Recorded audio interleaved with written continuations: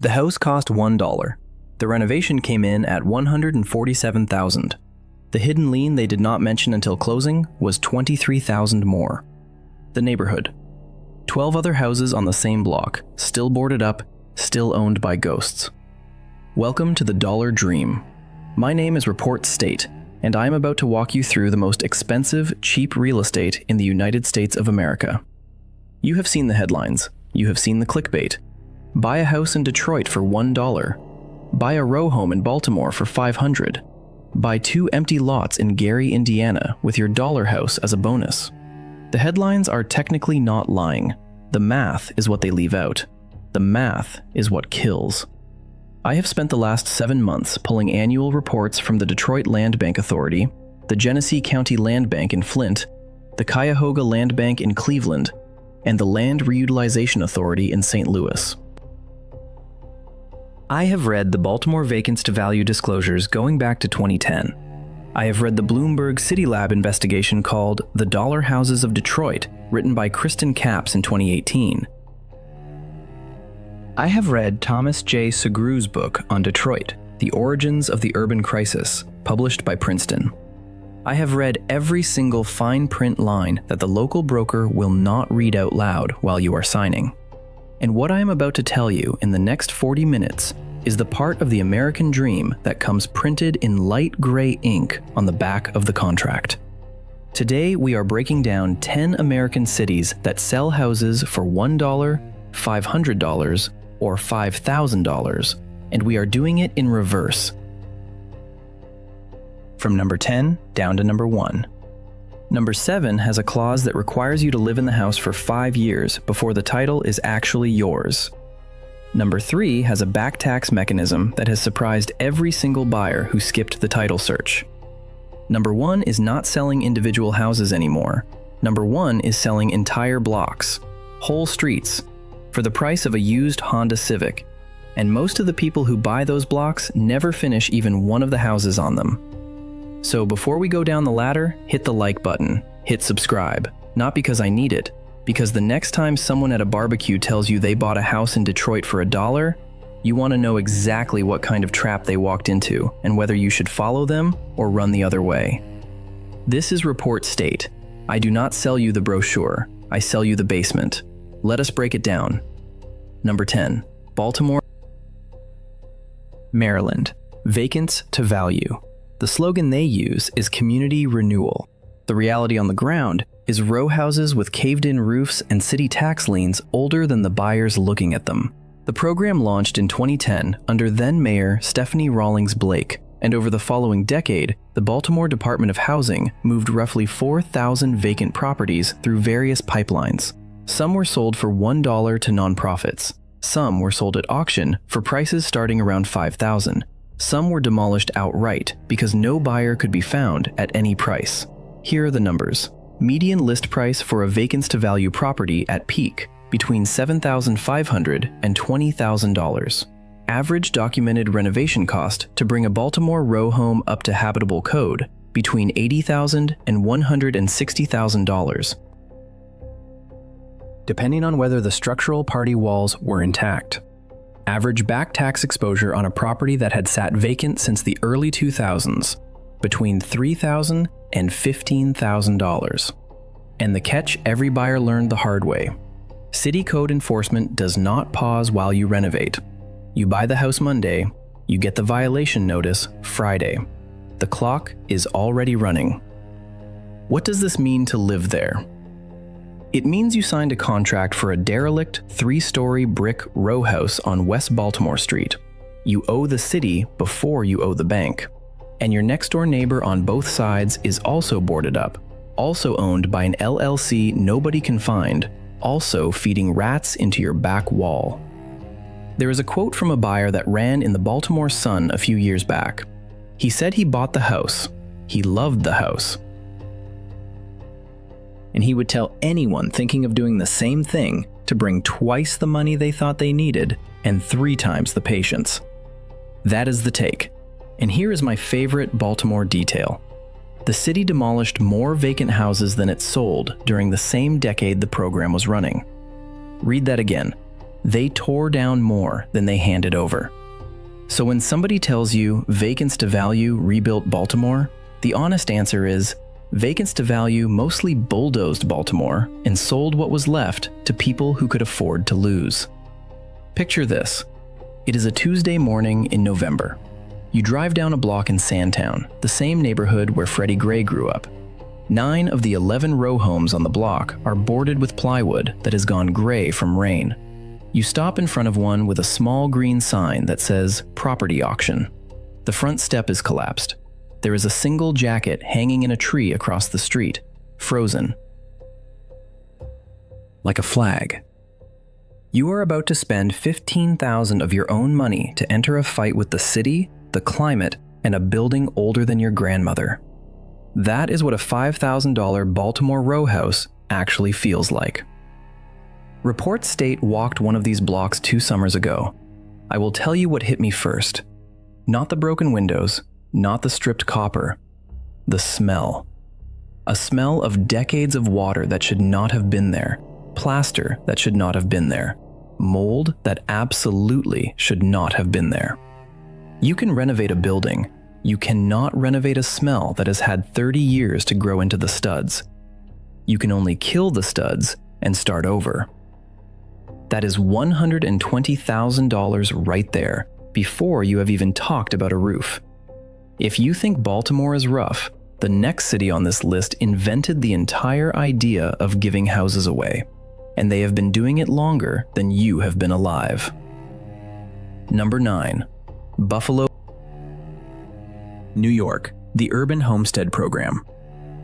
Buffalo got there first. While the rest of the country was inventing the housing crisis of 2008, Buffalo was already neck-deep in a different one.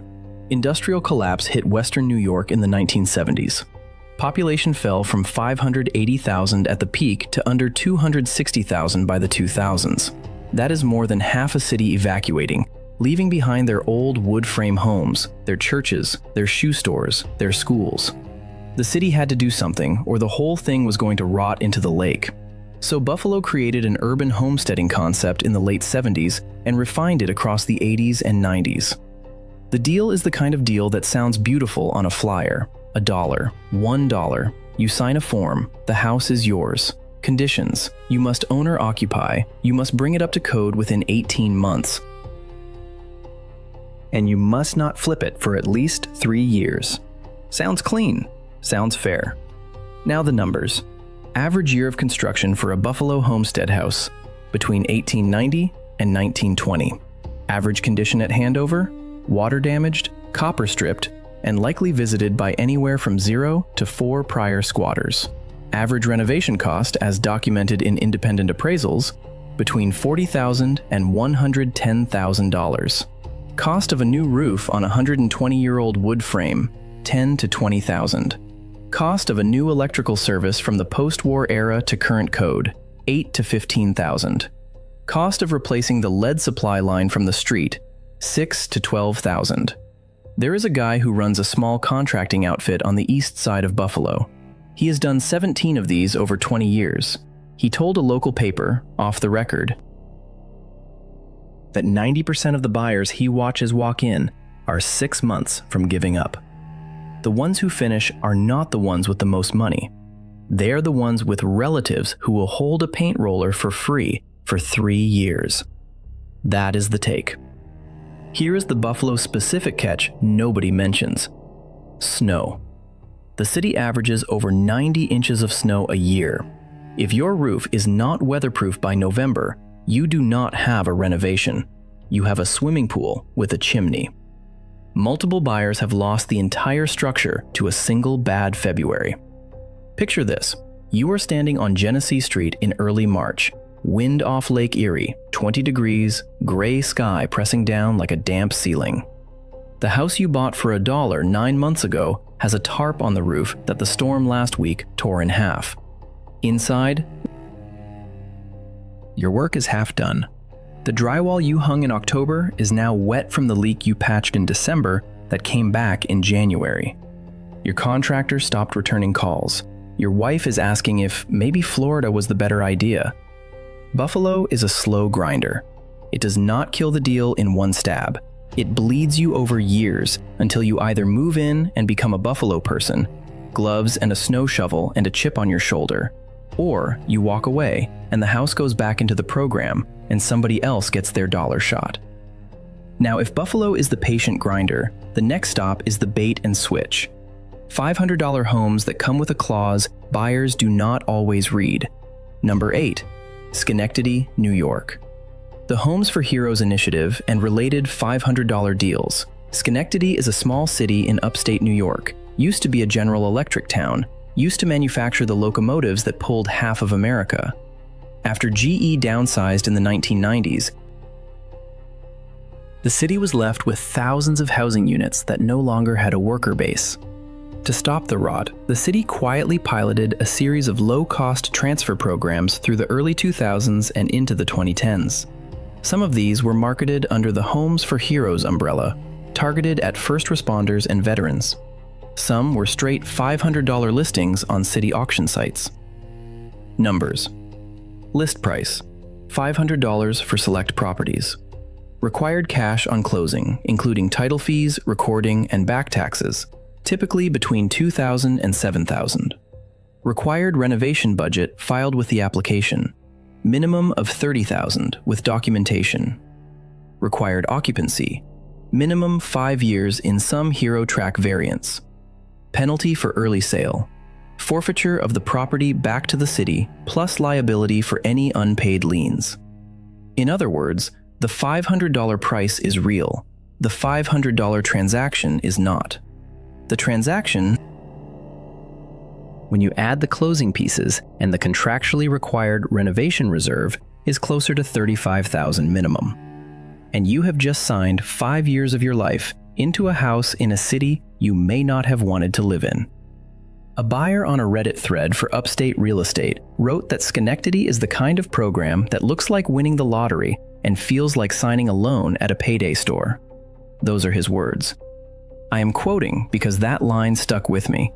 The Schenectady mid-block bungalows are charming, by the way. 3 bedrooms, hardwood under whatever carpet is dying on top of it.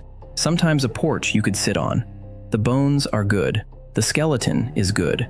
It is the everything else, the wiring from 1940, the plaster, the asbestos in the basement boiler wrap, the lead in the kitchen window paint, that sucks the wallet dry over 36 months. Picture this. You are a 34-year-old former Marine. The hero version of the program puts a small 2-story on 5th Avenue in Schenectady within reach. You sign. You move in March. You start renovations April. By August, your kid is running around a half-finished living room. By December, you realize the previous owner had a leak in the bathroom for 2 years before the city took the property, and you have to redo the entire upstairs subfloor. Your renovation budget is 30% overrun. You call the city. The city tells you very politely that the budget overrun is between you and your contractor. The 5-year clock is still running. You cannot sell. You cannot leave. You can only keep going. That is what $500 buys you in Schenectady. Not a house, a vow. And speaking of vows, the next city has the most aggressive owner occupancy clause on this list. They will absolutely make you live in the house, whether you like it or not. Number 7, Newark, New Jersey. The 5-year clause. Newark is a serious city. 300,000 people, the largest city in New Jersey. A port, an airport, a history of riots, recovery, decline, and another quiet recovery that never quite finished. In the early 2010s, under Mayor Cory Booker and continuing under Ross Baraka, Newark began aggressively transferring city-owned vacant properties to owner-occupants for nominal prices. Some of these deals were structured as $1,000 transfers. Some were straight $1 conveyances tied to redevelopment agreements. All of them came with one specific clause that buyers love to skim and later regret: the 5-year owner occupancy requirement. Here is how it works. You buy the property for $1 to $1,000. You sign a deed restriction. You commit in writing with notarized signatures and recorded covenants to live in that property as your primary residence for 5 full years. not 4 years and 10 months. 5. If you sell early, if you rent it out, if you move out and let your cousin live there, if the property sits vacant for more than 90 consecutive days. The city has a clawback right. They take it back. And depending on the version of the contract you signed, they keep your renovation investment too. Numbers. Average documented renovation budget on a Newark transfer property, between $60,000 and $140,000. Average property tax bill once the renovation is complete and the assessment catches up, between $4,000 and $9,000 a year. Average buyer profile. Working professional, often a city employee, often a teacher or a nurse. Often someone who thought 5 years sounded easy until life happened. Life always happens. A new job in another state, a divorce, an aging parent who needs you back home, a medical issue. The clause does not care. The clause is recorded against the title. The clause survives every excuse you can think of. A nurse who bought one of these in 2017 wrote about it on a Newark community forum. She put $84,000 into the renovation. Year 3.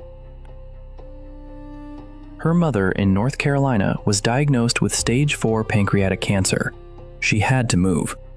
She tried to negotiate with the city. The city was sympathetic, but the contract was the contract. She ended up renting the house under the table to a friend, praying nobody would file a complaint. 2 years of that. Then she sold it the day the clause expired. She told the forum she would never do it again, not because the program was bad, because life is unpredictable, and a 5-year handcuff is a long time. Picture this. You are sitting at a kitchen table in a half-finished Newark Colonial on Clinton Avenue. The contractor is gone for the day. Your phone buzzes. It is your sister. She is crying. Mom fell. Mom needs surgery. Mom needs someone with her. You look around the kitchen. You just spent 18 months and $70,000 rebuilding. You look at the deed restriction in your file cabinet.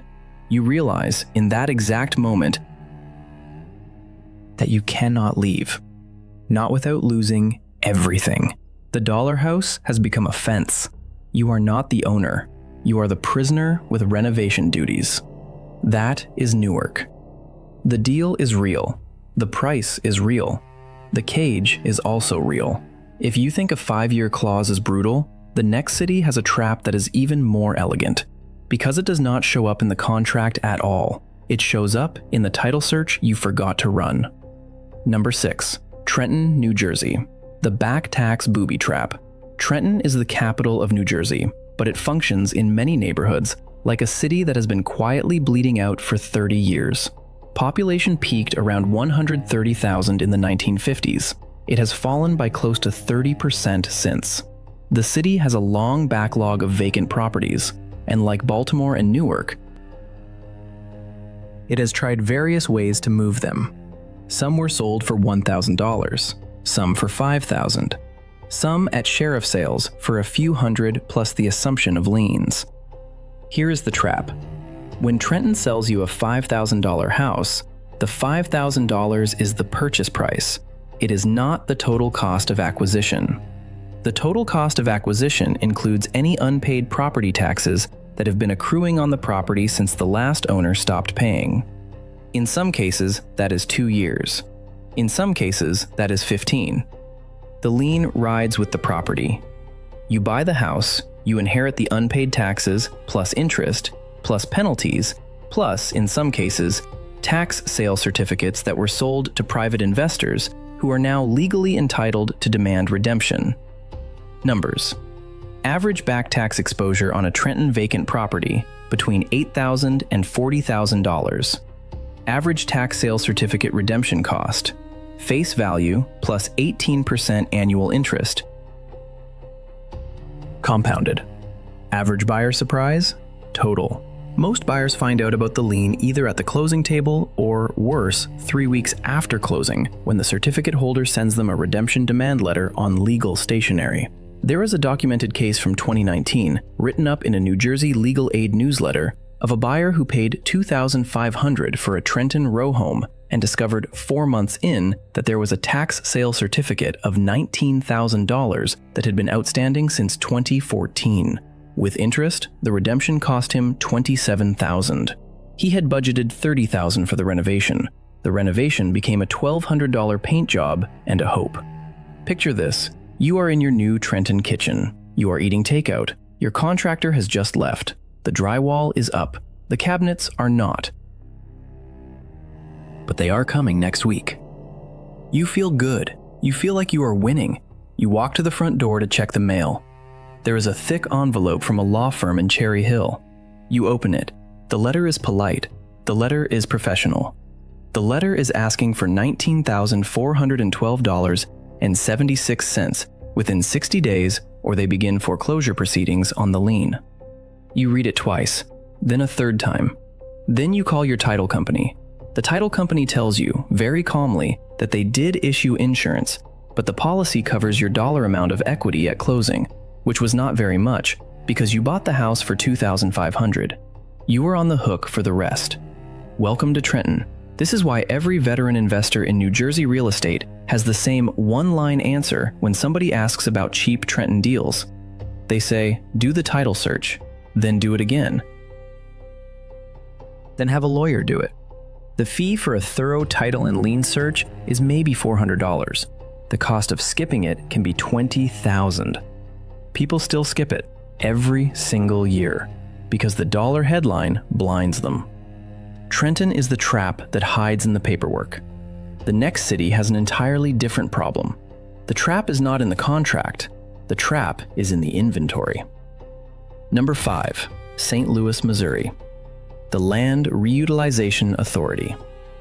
St. Louis, once the 4th largest city in America, now under 300,000 people.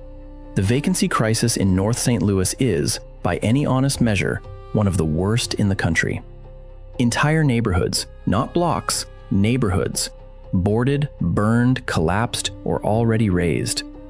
The Land Reutilization Authority, founded in 1971, is one of the oldest land bank-style entities in the United States.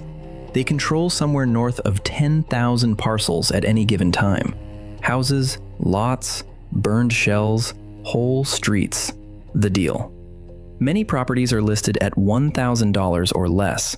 Some are listed at $1 to qualified rehabbers and nonprofits. The LRA holds inventory until it can find a buyer with a credible plan. And credible is the word that does the heavy lifting in that sentence. Numbers. Total LRA-owned parcels at peak, over 11,000. Average length of time a property sits in inventory before sale, between 2 and 7 years. Average condition at sale, catastrophic. Most LRA listings have been vacant for over a decade. Many have been hit by fire, scrappers, and what the city calls deferred maintenance, which is a polite way of saying nature took the building back. There is a specific St. Louis problem that does not exist in most other cities on this list. Block context. In Detroit, you might buy a vacant house and have 1 or 2 vacant neighbors. In St. Louis, in the worst neighborhoods, you might buy a house and be the only living human on a block of 14 properties. Schools are closed. Bus routes are reduced. Grocery stores are 40 minutes away by foot. Insurance companies will not write you a policy. Mortgage lenders will not finance the purchase. The dollar price is real. The community to live inside of is not. A buyer who tried to rehab a Ville neighborhood property in 2016 described it like this. He said he expected a tough neighborhood. He got a museum of one. His house was the only completed building on a stretch of road. At night, it was like camping. By month 4, his copper had been ripped out of the new walls twice. He sold at a loss and left. He told the local paper that the LRA was honest with him. He just did not believe them when they told him. Picture this. You are standing in front of your new St. Louis project. 2-story brick, ornate stonework. The kind of architecture you cannot afford anywhere else in America. Look left. Empty. Lot. Look further left. Empty lot. Burned shell. Empty lot. Look right. Empty lot. Empty lot. A church missing its roof. A liquor store with the windows replaced by plywood. The sun is setting. Your renovation is going to take 18 months. You have to come here every weekend. Alone. With tools. With money in your pocket. With your truck full of materials. You have to leave the truck out front. You have to hope. St. Louis is not a renovation. It is an occupation. You either move in early, sleep on a mattress upstairs, install cameras, get a dog, and become part of the slow, brave reseeding of a block. Or you lose your investment to people who will literally walk into your active job site at 2 in the afternoon and take your tools. The next city does it slightly differently. They do not just sell you the house, they sell you the demolition risk too. Number 4, Cleveland, Ohio, the Cuyahoga Land Bank. The Cuyahoga Land Reutilization Corporation, known publicly as the Cuyahoga Land Bank, is one of the most professionally run land banks in the country. Founded in 2009 in response to the foreclosure crisis, they have moved tens of thousands of properties through their pipelines. Some of those properties were sold at low prices. Many, many more were demolished. The land bank is upfront about this. Their primary mission is not to give you a cheap house. Their primary mission is to stabilize neighborhoods. Sometimes that means selling. Sometimes that means bulldozing. They will tell you with a straight face that demolition is often the better outcome. Numbers. Total properties acquired by the Cuyahoga Land Bank since founding, over 20,000. Properties demolished, more than 8,000. Properties sold or transferred, thousands more, often at prices ranging from $1 to a few thousand. Average renovation cost on a salvageable Cleveland property, $60,000 to $120,000. Average buyer profile, nonprofit, side lot adjacent neighbor, owner-occupant rehabber, or experienced contractor. Here's the Cleveland-specific catch. Side lot programs. Many Cleveland neighborhoods have so many vacant lots that the land bank actively gives them away to neighboring property owners for around $100. Sounds great, until you realize what it means. It means the city has stopped trying to fill the block with houses. It means your dollar house, if you buy one in those areas, is going to sit on a block where every other lot is being absorbed into yards by the few remaining owners. The block is being thinned.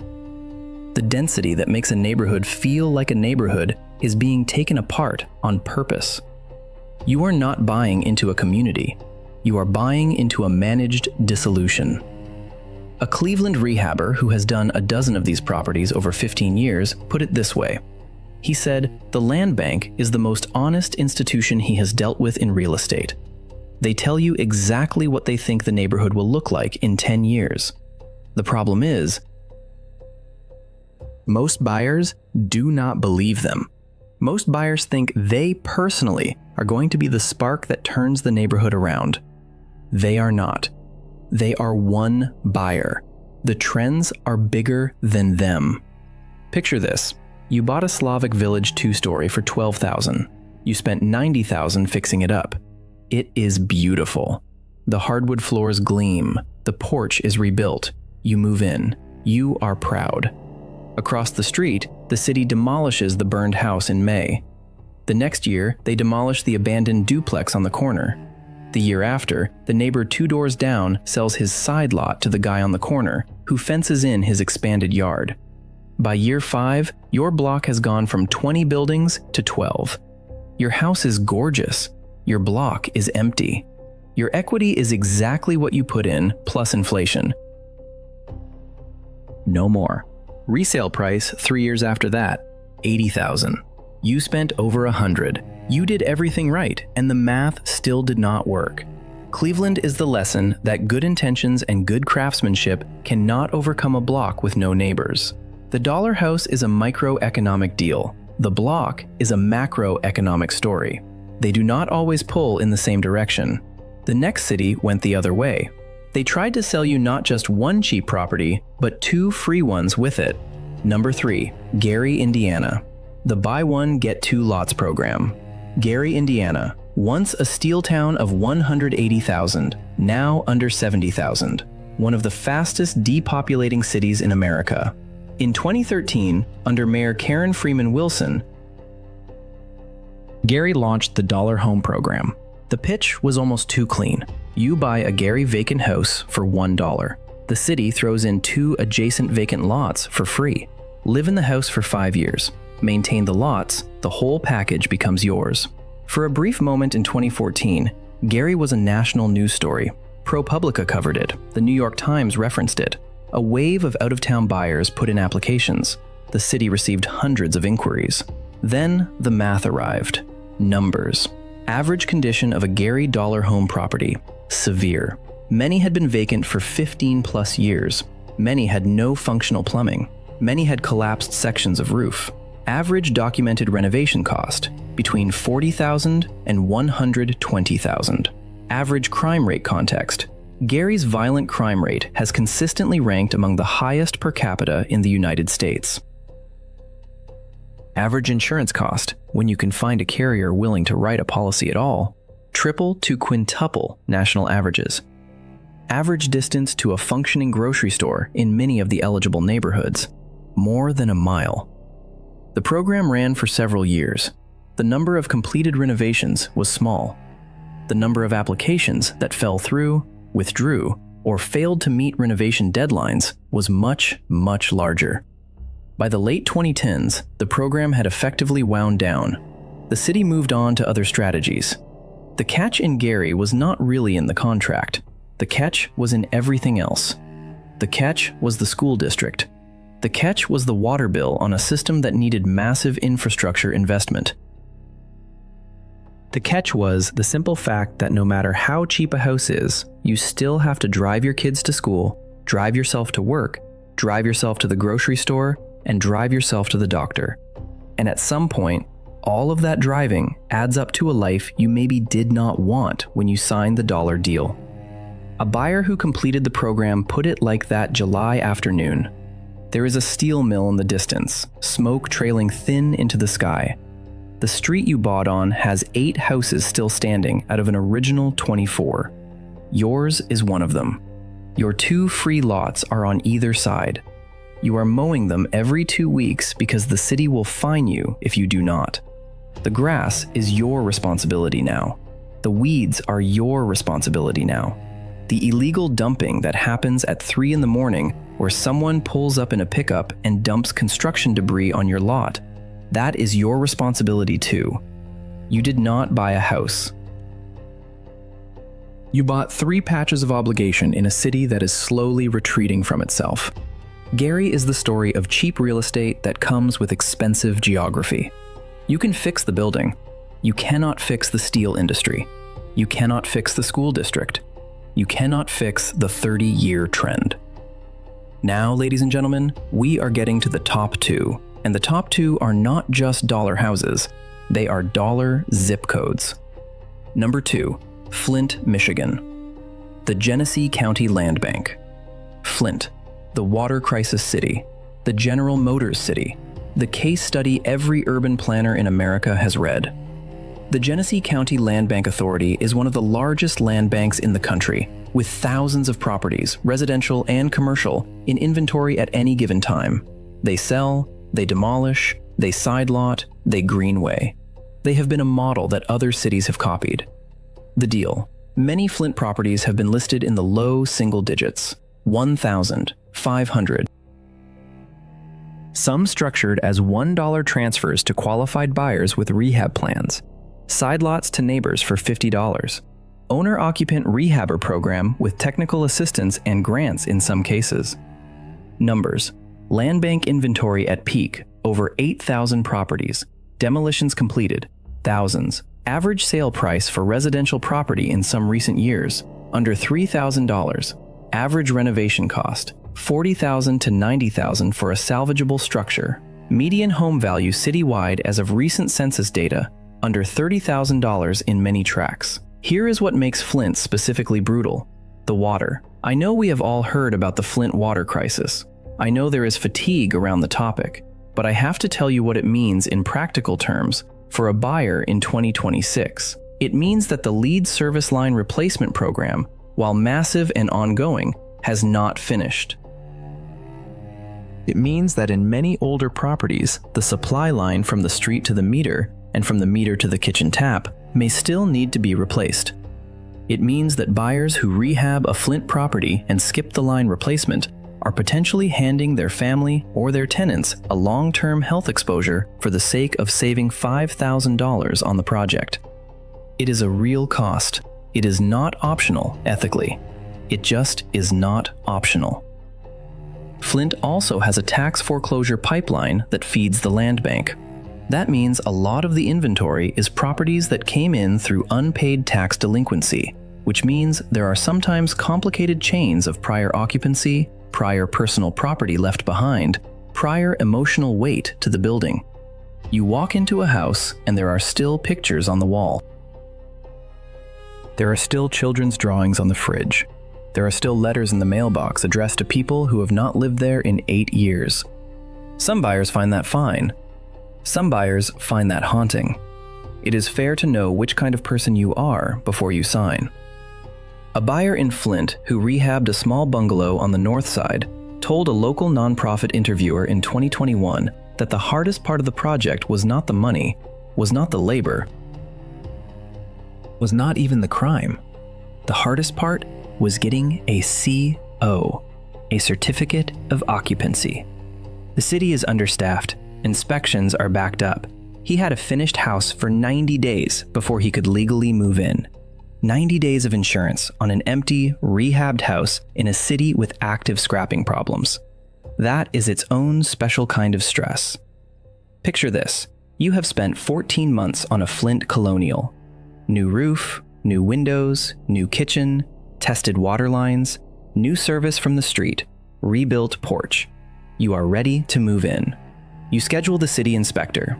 The inspector cancels. You reschedule. The inspector cancels again. You wait. You wait. Your insurance premium ticks up because the property is vacant. Your patience runs out. When the inspector finally comes, he is professional and thorough. And he passes you on every line. You shake his hand. You drive home that night to your apartment one last time. The next morning, you move into the house you have been bleeding into for over a year. You sit on the floor of your new living room and you cry. Some of those are good tears. Some of those are angry tears. You earned both.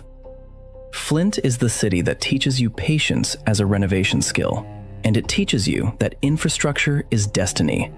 The pipes underground decide whether your house is healthy. You can paint the walls any color you want. The lead either is or is not in the line. That is the deal. And now, the #1 slot. The biggest dollar house program in America. The most ambitious. The most controversial. The most photographed. And, in 2026, the one that is no longer selling individual houses to most buyers.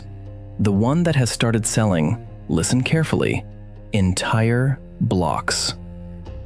#1. Detroit. Michigan. The Detroit Land Bank Authority.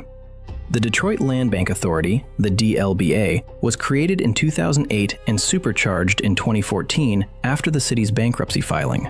Since then, it has held, at various points, over 25,000 properties in inventory. It has run multiple programs: the auction, the Own It Now program, the Side Lots program, the Rehabbed and Ready program, the Community Partner program. The list is long. Headline numbers: properties in DLBA inventory at peak, over 30,000. Properties sold or transferred since 2014, tens of thousands. Properties demolished, tens of thousands more. Auction starting bid in many cases, $1,000. Some early programs included $1 transfers, side lots to neighbors, $100. But here is what the DLBA started doing in the late 2010s that broke the mold. They began offering blocks, not houses, blocks.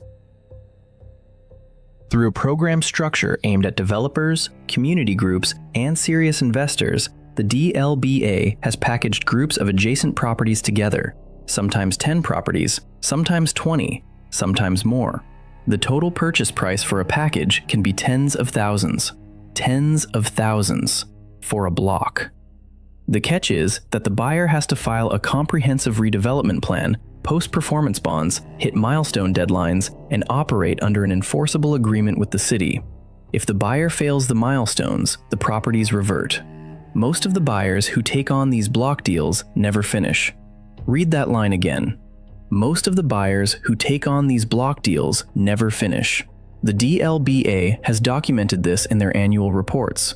There is a category in some of their reporting that is essentially failed agreements. It is not small. It is not zero. It is a meaningful percentage of the block scale deals that get signed. Buyers underestimate the capital requirements. Buyers underestimate the holding costs. Buyers underestimate the time. Most importantly, buyers underestimate the labor market. There simply are not enough skilled tradespeople in Detroit to renovate 10 houses simultaneously. The contractors are booked. The plumbers are booked. The electricians are booked. The drywallers are booked. The price of every trade has gone up hard since 2020. So what does a real Detroit dollar deal look like in 2026? Numbers. Auction starting bid, $1,000 in many cases. Average successful auction price, between $5,000 and $25,000 for habitable shells. Average renovation cost, between $60,000 and $180,000 for a single-family home. Average property tax bill once renovation is complete, between $2,000 and $6,000 a year. Average resale value in many recovering Detroit neighborhoods, between $80,000 and $200,000 for a fully renovated home, depending on specific block. It is possible to win in Detroit. Many people have. The recovery in some neighborhoods, particularly in Greater Downtown, Corktown, parts of Midtown, parts of the West Village, has been real.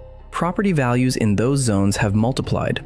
Early buyers, the ones who showed up in 2014, 2015, 2016, with cash and crews and patience, have made significant returns. But for every winner you see in the magazine profile, there are buyers who lost. Buyers who showed up in 2019, 2020, 2021, hoping to catch the same wave, often arrived after construction costs had doubled, after the labor market had tightened, after the easy auctions had already been picked over.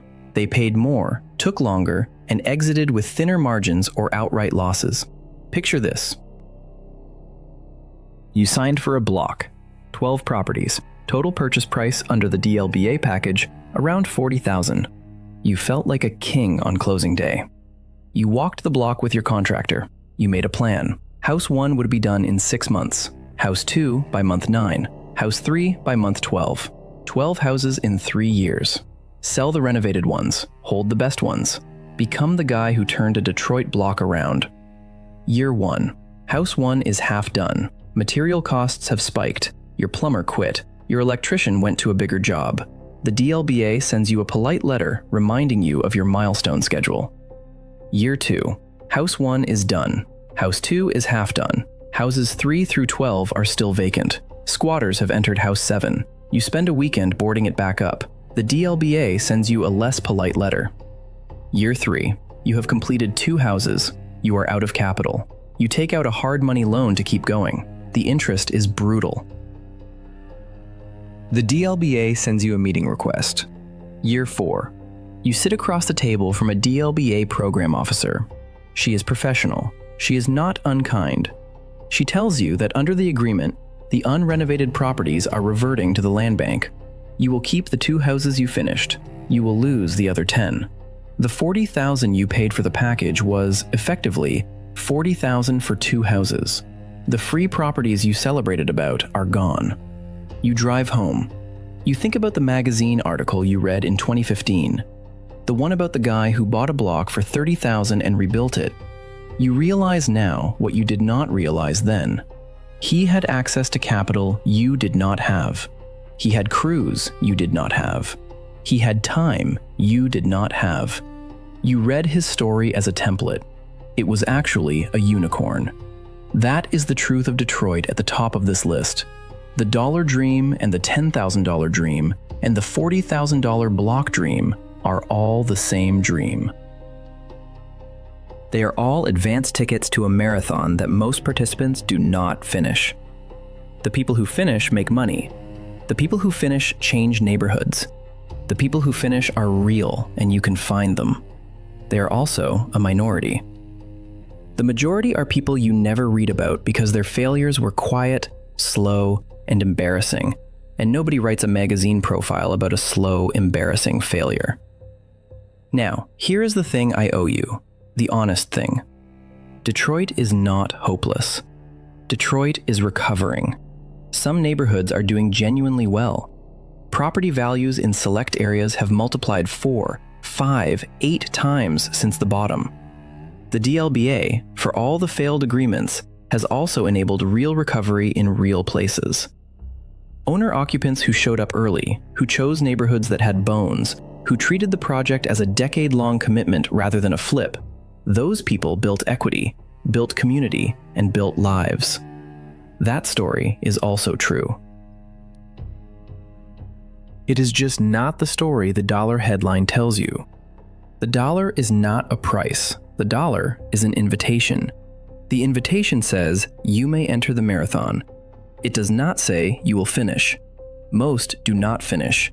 The ones who finish are the ones who showed up with capital, with skills, with time, with patience, and with realistic expectations.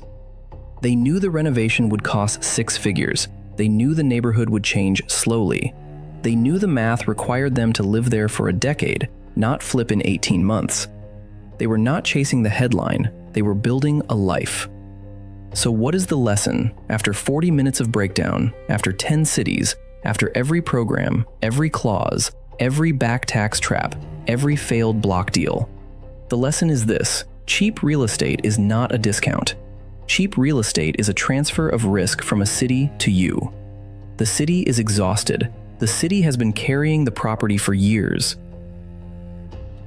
The city is happy to hand you the keys because once you sign, the obligation is yours. The unpaid taxes, the code violations, the renovation costs, the lead pipes, the empty neighborhood, the failed school district, the insurance carrier that will not write you a policy, the contractor who will not show up. All of it, yours. That can still be a good deal. It can be a great deal for the right buyer, for the right neighborhood, for the right plan, for the right amount of patience and capital. There are buyers, real ones, who have used Detroit, Flint, Cleveland, St. Louis, Buffalo, Baltimore programs to build genuine wealth and genuine community. But for every winner, there is a stack of folders in a filing cabinet at City Hall, marked failed, abandoned, reverted, foreclosed, demolished. Those folders have names too. Those folders have families and savings and dreams and weekends and divorces and credit damage and tears. Those folders do not get magazine articles. Before you sign anything in any of these programs, do 3 things. 1. Get a professional title and lien search done on the specific parcel by an attorney, not just by the title company on the standard policy.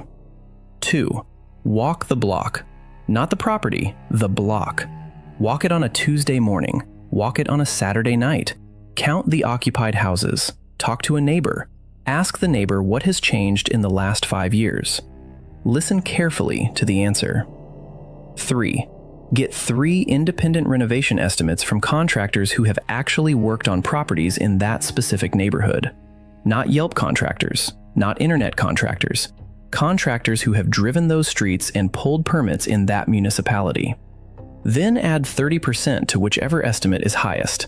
That is your real budget. If you cannot afford that real budget, walk away. The dollar is a trap if you cannot fund the renovation. Do those 3 things, then decide. If after those 3 things you still want to do it, you may be one of the people who actually wins. You may be the one who buys a Detroit Colonial in 2026 and watches it grow into a real home and a real piece of equity over 15 years. You may be the one who turns a Buffalo dollar house into a 3rd-generation family home. You may be the one who uses the Newark 5-year clause as a feature rather than a bug, because you wanted to live in Newark anyway, and the clause just made the math easier. You can win. You can lose more often. The dollar is the door. Whatever is on the other side of the door is the actual game. I am Report State. I do not sell brochures, I sell basements. If this breakdown saved you from signing a deal you would have regretted, hit like. If you want me to walk you through the next chapter of this same story, the chapter where American cities are not selling houses anymore, but selling entire downtowns, entire small towns, entire former mill villages for prices that would shock you, hit subscribe. Episode 18 is coming. We are going from blocks to towns, whole towns, for sale, for pennies, with strings attached that make Newark's 5-year clause look like a free trial. I will see you there. This was Report State. Stay sharp out there.